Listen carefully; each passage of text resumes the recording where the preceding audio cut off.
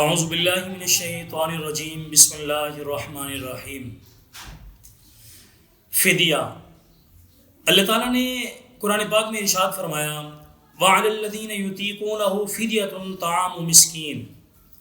اگر کوئی شخص ایسا ہے جو روزہ رکھنے کی طاقت نہیں رکھتا، اب وہ فدیہ دے۔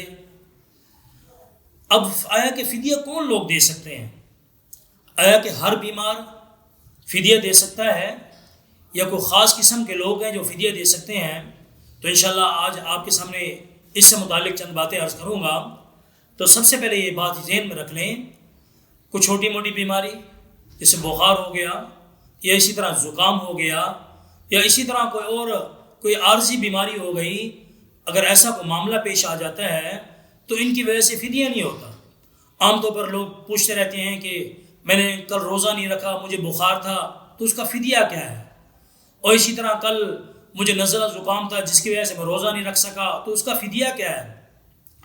اور اسی طرح کل میری آنکھ نہیں کھلی، میں روزہ نہیں رکھ سکا، تو اس کا فدیہ کیا ہے؟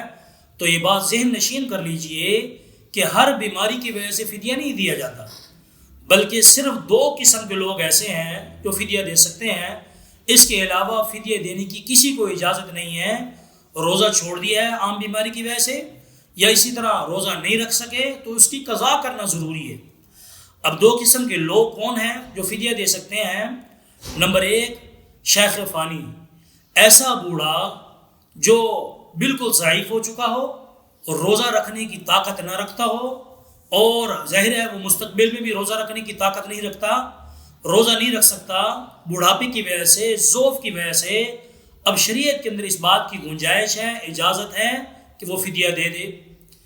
اور اسی طرح دوسرا شخص جو ایسے مرض میں مبتلا ہو جو جس کی مستقبل میں بھی اس کے مرض کے ٹھیک ہونے کی امید نہ ہو، ابھی بھی بیمار ہے اور آنے والے زمانہ میں مستقبل میں بھی اس کے ٹھیک ہونے کی امید نہیں ہے، جیسے کینسر کا مریض ہے، اور اسی طرح اور بھی کچھ مریض ایسے ہیں جن کی دائمی بیماری ہوتی ہے، دائمی مرض ہوتا ہے، وہ آگے بھی ان کے تندرست ہونے کی امید نہیں ہوتی، اب وہ بھی فدیہ دے سکتے ہیں۔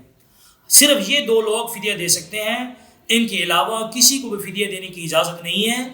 روزہ رہ گیا ہے، اب اس کی قضا کرنا ضروری ہے، فدیہ نہیں دیا جا سکتا۔ اللہ تعالیٰ مجھے اور آپ کو ان پر عمل کرنے کی توفیق عطا فرمائے۔